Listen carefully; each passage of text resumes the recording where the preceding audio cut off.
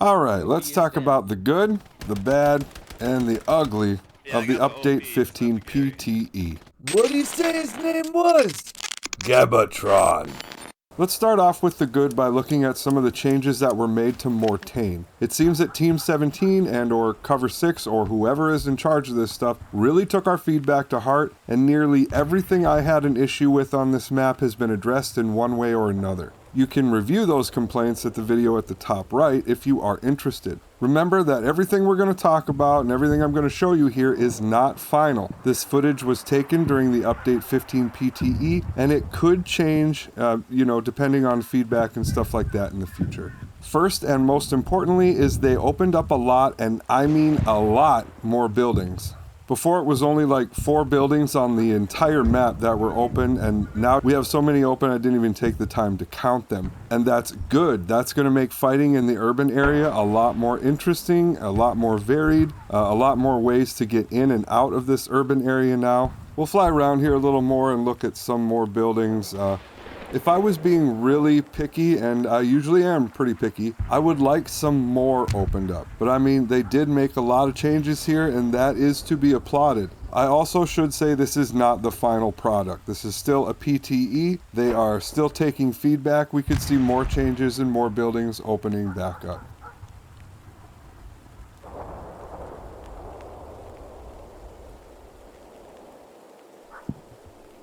Okay, now let's go take a look at this big church or this cathedral or however you want to talk about it, and this is still closed up. They made some changes to the general look of some parts of it, but it is still shut, and that is a little disappointing. If we go to the chapel that's on the top of the hill, you can see that is still shut as well, and I would like to have seen one or preferably both of these opened up, at least partially opened up. So that is a little disappointing, but I don't think it's the end of the world. I think it was more important to open up some of the other buildings in the urban area. So I'd still like to see that change, but anyway, moving on. Now, I did have some complaints about these destroyed buildings. I thought that there should have been more gradual destruction, you'll have a really good looking intact house, looks like nothing happened to it, and then not too far away you'll have these completely destroyed buildings. So they didn't change much with that, but they did something else that I think is probably more important than just the look of it. And that was that they added these little areas with the staircases and platforms in some of these destroyed buildings, so we can actually use these destroyed areas to fight, to occupy. That's really going to help with verticality in this area, and if you get this strong point, it's going to be a lot of fun to play here. Like you can see here, this wooden staircase and these wooden platforms and stuff in here. Those weren't here before, and these were just burnt out buildings. And they added these platform areas, so that is really good. I didn't ask for that. I don't know if anybody asked for that specifically, but they took it upon themselves to add it, and bravo. This urban area is not the only area where they added open buildings. A lot of these smaller strong points, like over here at this little farm, they opened up this building. None of these buildings in these smaller strong points were open, or around these strong points even. None of those were open. They were closed, and they went ahead and they opened almost all of these up too, which is exactly what I wanted them to do, which is exactly what a lot of other people wanted them to do. So fantastic taking our feedback and listening to us. I could not be happier with this right now. So now we're over here at Southern Approach. This used to be really barren. These trenches and this pillbox and these burned out tank hulls and this stuff, this is all brand new. They just added it to make this a more interesting area to fight over. Add a little backstory with the tank fight and the hulls, stuff like that, to actually make this strong point now something that is going to have to take some effort for you to take or to defend. It was just an open field, so they completely redid this part of the map, and I think it's fantastic now.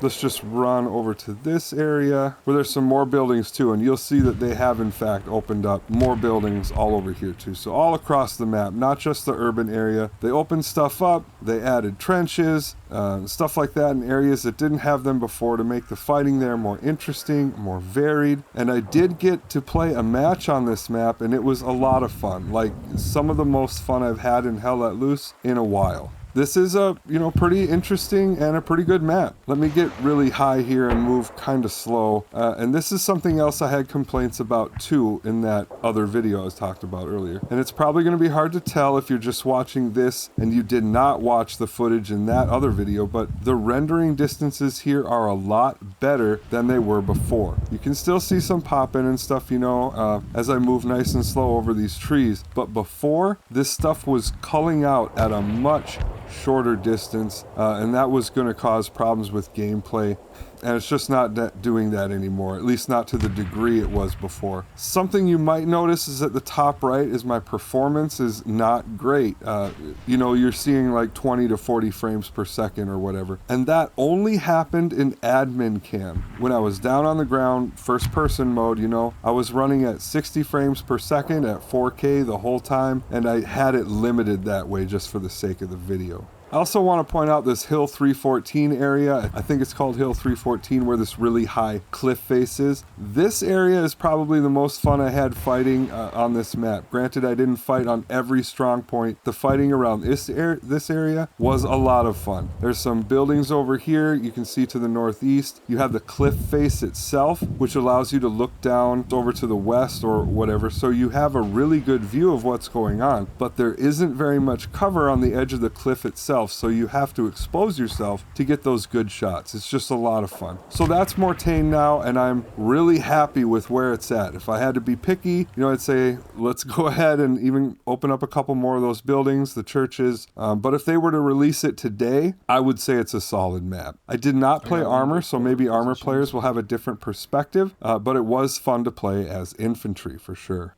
Moving on to some other good stuff, I played a full match on Nighttime Sainte Marie du Mont, and unfortunately, for some reason, the recording got messed up, and that was a real shame because that Sainte Marie du Mont at night is really fantastic, especially when you're in the wheat fields and stuff like that. It's kind of nerve-wracking, is there someone there? Is there someone not there? You hear something or you think you hear something. It's just a really good atmosphere for Sainte Marie du Mont at night. I'm really glad that they added the nighttime map. It makes it a little more difficult to drive, because there's a lot of stuff, a lot of trenches and stuff like that on Sainte Marie du Mont, so you have to be a lot more careful. If you're driving really fast, you could come up on a whole bunch of enemy soldiers and you go from having a good time to having a bad time real quick. But it was a really great match. I really pissed off I lost that footage because I wanted to show you guys that. I think it was really good adding skirmish mode to Sainte Marie du Mont, and rain and weather and stuff like that was really good. I know some people don't like skirmish mode, but I think it's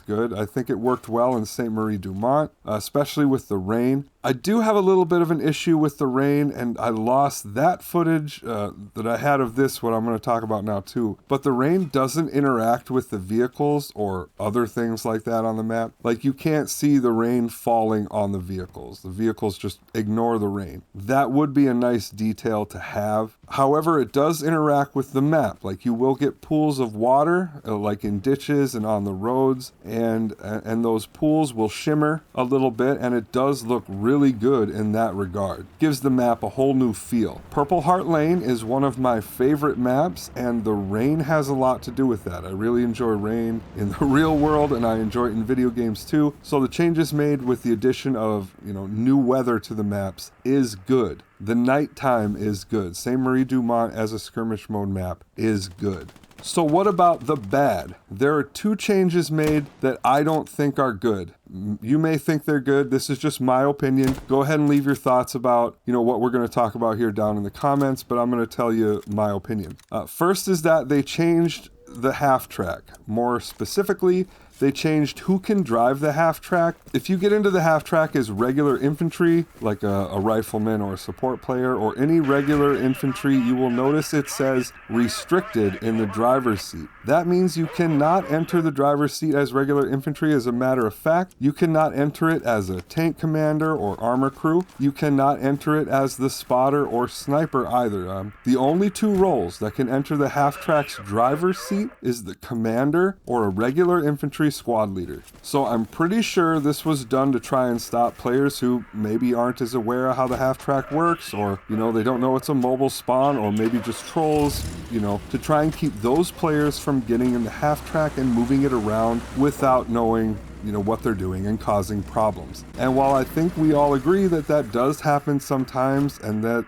that's not a good thing, I don't really think that this is going to fix that problem. One reason is simply that just because someone's a commander or a squad leader does not mean they're going to know how it works or that they're not going to put it in bad spots. If you want to learn more about half-track tactics so you can avoid that yourself, then check out the video at the top right. It also isn't going to stop those players from simply starting their own lock squad and moving it if they really want. Another thing I don't like about it is that it simply limits our options.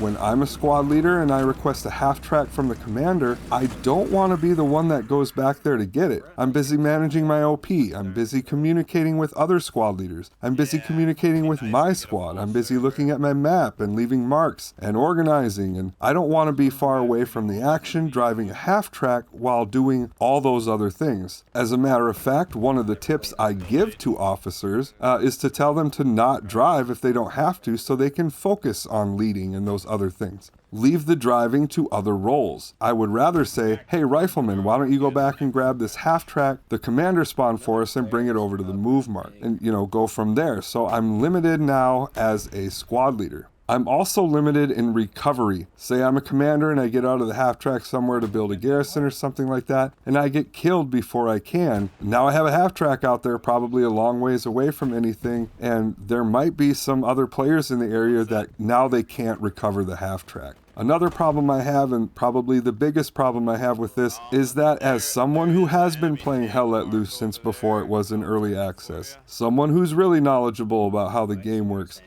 just because I'm a rifleman or a support player doesn't mean that I can't recognize when we could use a half-track and where a half-track should be. Now I cannot contribute in that way. Why can't I say, hey squad leader, get me a half-track and I can bring it up? Now I'm limited as a regular player. I can no longer participate in that part of the game. Now, I have had this happen to me a few times in game too, where someone gets in your half-track and moves it, while you're playing commander, and you put it there and you don't want them to move it. But 9 times out of 10, if you get a hold of the squad leader or get a hold of that person and you say, hey, please don't move the half-track because it's also a mobile spawn and we had it where we wanted it, they usually respond with something like, oh shit, I didn't know that. So the solution isn't to take away options, it's just we gotta let more people know, and we gotta let them know in a civil manner. That's my opinion. I'm sure a lot of people disagree, but yeah, let us know what you think in the comments.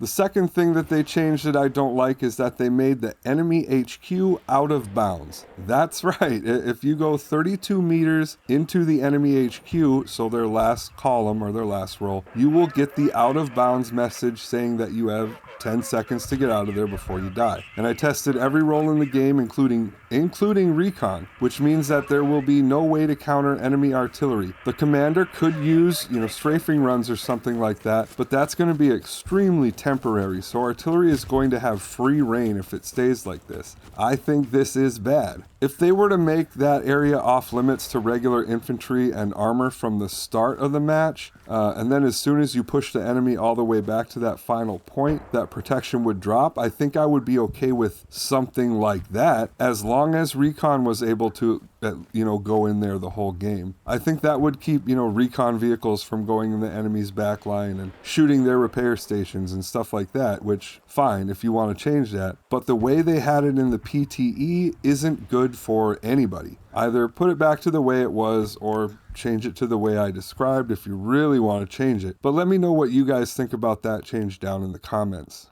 So that was the good and the bad. What is the ugly? The ugly is that the last 2 changes we talked about were unannounced. Now, I know it's a PTE, it's not a final product, so it's hard to get too bent out of shape, but I don't like it when they change stuff like that without letting us know, because how are we supposed to test it? How are we supposed to engage with it if we don't know it's even happening? I feel like as a Hell Let Loose player who's been around a long time, and it doesn't really matter if it's Black Matter or Team 17 at the helm, I feel like there has been plenty of things that have been changed without us being told about it, and it's only ever led to problems and confusion as to how Hell Let Loose works, which has been a problem since the beginning. We don't need any more of that. Maybe this was a mistake, maybe it was an oversight, maybe they're short-staffed and they can't get everything done they want to. Maybe there's some upcoming changes to how artillery works that they're not telling us yet. I don't know, but that is the ugly. I don't like unannounced things, and those two things were unannounced. So that's my soapbox, but even though I don't like that those two things were unannounced, I do like that they're trying them out in the PTE. Even if I think the changes are bad, we are getting to interact with them. We are getting, we are able to give our feedback, like what I'm doing in this video right now. And you guys can do, you can go in the comments, you can go to Discord or Reddit or wherever.